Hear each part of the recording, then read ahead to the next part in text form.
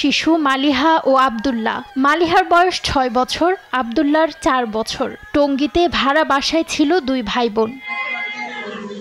সেখানেই বিকেলে কে বা কারা কুপিয়ে হত্যা করে এই অবুঝ শিশুদের। গলা, বুক, হাত সহ শরীরের বিভিন্ন স্থানে রয়েছে ক্ষতচিহ্ন।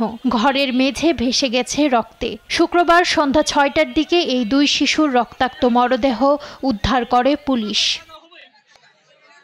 এ সময় মা সালেহা বেগম ছিলেন বাসায়। তিনি বলছেন, ঘুমের ওষুধ খেয়ে ঘুমাচ্ছিলেন তিনি, তাই জানেন না সন্তানদের এই অবস্থা কিভাবে হলো।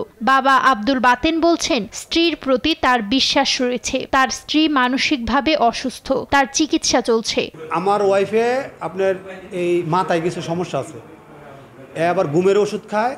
ওই মনে করেন 9টা বাজে, রাত্রে 10টা বাজে কখনো সজাগ থাকে না, সকালবেলা 10টা বাজে ডাইকে উড়াইতে হয়। ঘটনার রহস্য এখনো উদ্ধার করতে পারেনি পুলিশ। কে করেছে, কিভাবে হয়েছে, সেটি আমরা এখনো সেই রহস্য উদ্ঘাটনের চেষ্টায় আছি।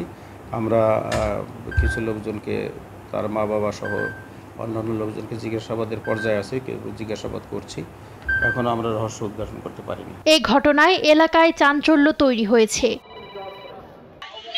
নিউজ ডেস্ক, দেশ টিভি।